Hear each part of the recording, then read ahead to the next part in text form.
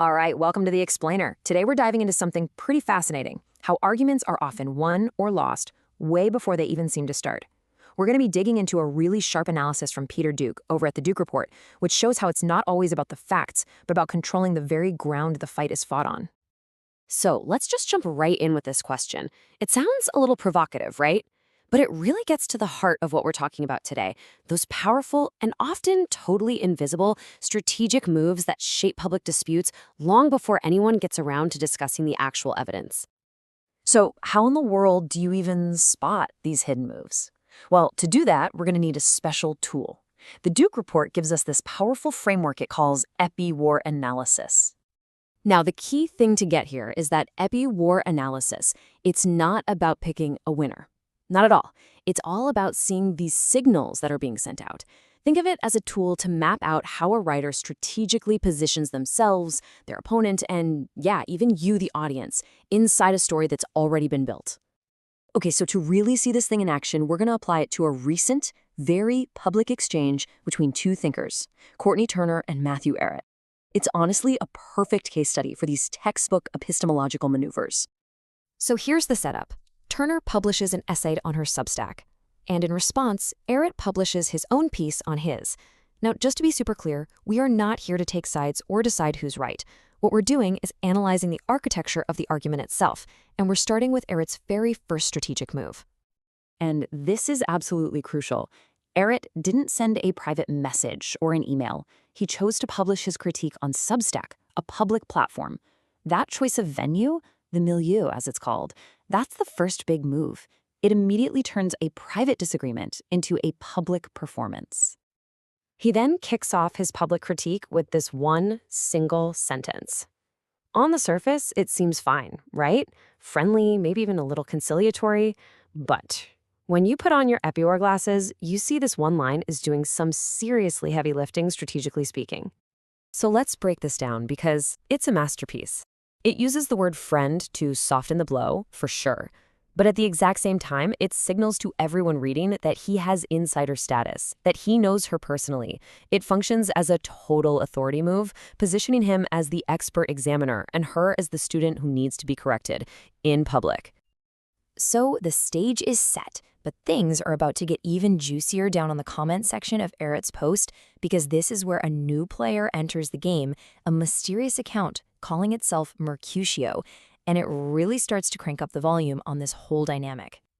You know, the name itself is a massive signal. If you remember your high school English class, Mercutio from Romeo and Juliet isn't just some side character. He's the witty, quick-tempered instigator. He's the one whose sharp words provoke a fight that gets everyone killed. So choosing that name, that's not an accident. That is deliberate role-playing. And get this, just look at the account profile. 0 followers, following 0 people, 0 posts. The analysis calls this a signature reduction sock puppet. Basically, it's a disposable account that seems to exist for one single purpose in one single conversation. Kind of suspicious, right? So what's Mercutio's opening salvo? Does he tackle her arguments or her evidence? Nope. He goes straight for her character. He calls her disingenuous.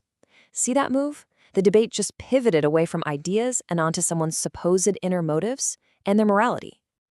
Okay, so you've got the public venue, the friend power play, the sock puppet's character attack. What's it all for? It's all driving toward one central goal, controlling the frame of the entire debate. And this is so important. Because if you can control the frame, it's like you own the stadium the game is being played in. You get to decide the rules. You decide what's inbounds and what's out of bounds. Every single thing that happens inside that frame is now seen through your lens. And here it is, the big reframe. Mercutio literally says the real core of the disagreement is about epistemology, about how do you know what you know. He's trying to change the entire topic. They were talking about history and philosophy, and suddenly he's making it a debate about the very process of knowing. It's a classic move. So not only does he change the subject, he then declares what the correct method for this new subject is. He says legitimate thinking is done by investigating paradoxes. And, oh, by the way, that's what Matthew is doing. It's a brilliant gatekeeping move. He's basically saying Courtney's approach isn't just wrong, it's fundamentally illegitimate. It doesn't even count. Okay, I know, this can all feel a little slippery, right? A bit hard to pin down. So how can you and I actually spot this stuff when we see it happening out in the wild? Well, luckily for us, Peter Duke's analysis gives us a fantastic practical tool for doing just that. And here it is, the Epi-War rubric. Think of it like a 5-point checklist for spotting narrative control. 1.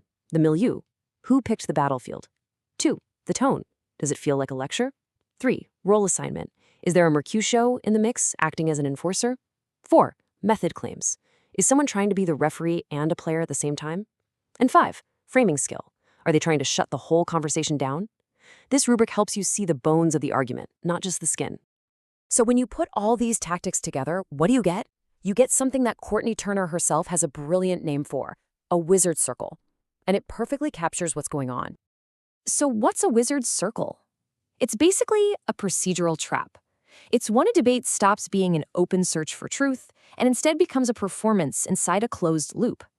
There's one person, the wizard, standing in the center with a supposedly superior viewpoint, and everyone else is just invited to play their assigned part inside the circle he's drawn. But here's the beautiful part, and this is maybe the most important takeaway from this entire analysis. The wizard's circle, the spell, it only works as long as you don't see how it's being cast. The magic dissolves the moment the audience sees the chalk on the floor. And that's really the whole point of this kind of analysis. It's not about being told what to think. It's about giving you the tools to see how you're being encouraged to think. It gives you back your own interpretive agency, letting you step outside that wizard circle so you can evaluate the claims for yourself. And that's really the thought to end on. Once you learn how to spot these tactics, the subtle shifts in venue, the tone, the framing games, you're going to start seeing these chalk lines popping up everywhere, from social media to the news. The real question is, now that you can see them, what are you going to do about it?